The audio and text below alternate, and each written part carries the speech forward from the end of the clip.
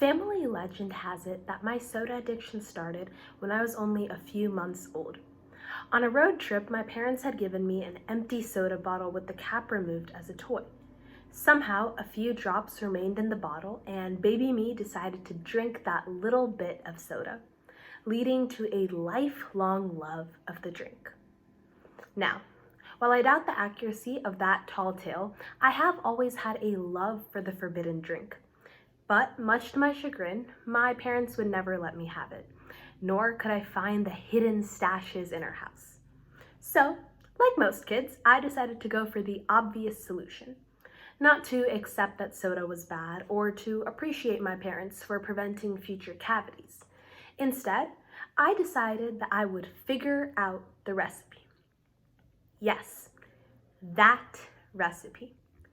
The recipe that's sealed in a vault in Atlanta, the one that only 2 people in the world know, and the one that is regarded as the best kept secret of the 21st century.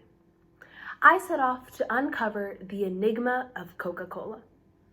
So, with the 3 sizes, 2 large lab coat, and a whisk in hand, I approached my first hurdle, fizz. But as I soon realized, neither frothy soap bubbles nor bubble bath equated to soda bubbles.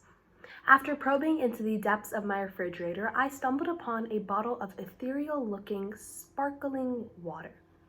Yet, as I excitedly tasted the effervescent liquid, it tasted like spicy water, not the expected sweetness. So I concluded that there had to be more to a Coke than fizz. On the ingredients list, I had seen high fructose corn syrup. Narrowing in on the syrup, I decided to add maple syrup. I continued to add mystery ingredients from my kitchen, incorporating pinches of food coloring and dashes of lemon, one of which ended up in my eye and taught me the importance of safety goggles. And after a few blender mishaps, an extremely sticky kitchen, and what seemed like hours of taste testing, I was ecstatic to have finally created the perfect drink. It might have tasted like vinegar mixed with pine sol, but to me it was worthy of fanfare. Since then, my nausea at that initial discovery has slowly evolved into a more critical experimentation. Bubbly froth has become gaseous compounds, and the lab coat finally stopped hanging down past my wrist. My first real science fair project was about carrot densities and involved creating various solutions of salt water and sugar to discover the buoyancy of carrots. Slowly, I began to conceptualize the world around me as I learned to derive integral functions for stochastic gradient descent algorithms and began to understand the enthalpy of formation. I began to work in an actual lab and could use the awe-inspiring chemicals that a younger me had always dreamed about. I could, from my laptop, discover a whole new avenue of science: code.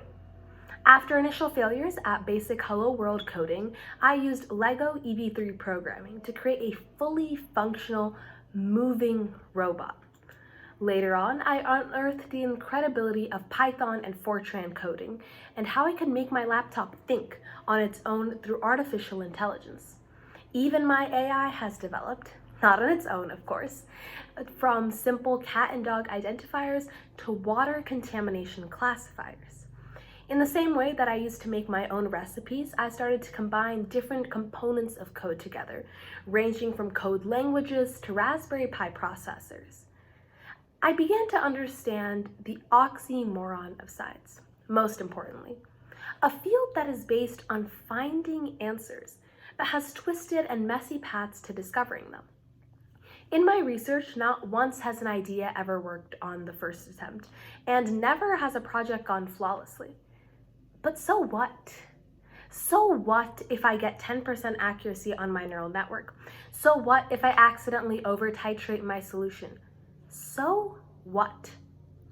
Even when my 1000th attempt at Coca-Cola fell flat, I continued to push forward. Failure does not mean the end of my journey. Instead, it simply forces me to endeavor anew, making the victories that much sweeter.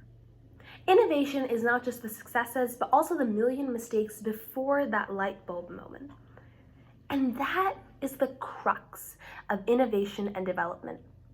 We will fail. Unfortunately, it's an inherent part of being human. But too often we're told to move on from those failures or to simply forget them. And that is not the solution. Instead, remember them. Write them down and then put them right in front of you so that you will never make that mistake again. And I understand, it's easy to get caught up in all the successes we see. After all, who cares about the missed shots when all we see is the superstar basketball player make that winning basket? Who cares about winning in science fair and when you can't see all the mistakes that happened beforehand? But those errors are what make the entire situation stronger. We see all of these wins in school, in research, in sports, and never stop to consider what pushed those people into those successes. So, in the kindest way possible, get over it. Get over making a mistake. Don't be afraid to raise your hand in class and give a wrong answer. Don't be afraid to design a recipe that has a 90% chance of failure. Get over the mindset of what if I fail? Because the best response is, but what if you fly? Personally, these trials and errors have defined a lifetime of mistakes and successes. My inquisitiveness pushes me to always try the new. At ISEF, the International Science and Engineering Fair, I sipped the unknown guarana soda, found only in Brazil, to celebrate new memories. At the Coke Museum in Atlanta, I had to sample the infamous cough syrup-like Beverly drink, which is supposed to be a European favorite.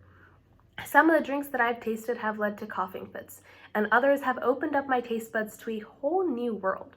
I even conjure up my own ideas of soda, like boba tea.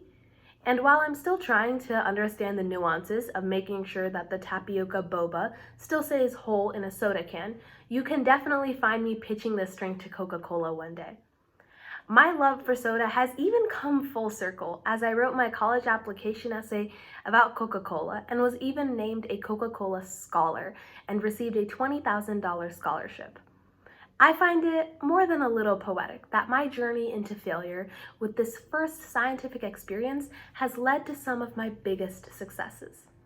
Now, whether or not I find the actual Coca-Cola recipe, I will always still be on the hunt for it. And regardless of how many failures I face, one day I will definitely be recreating that recipe myself.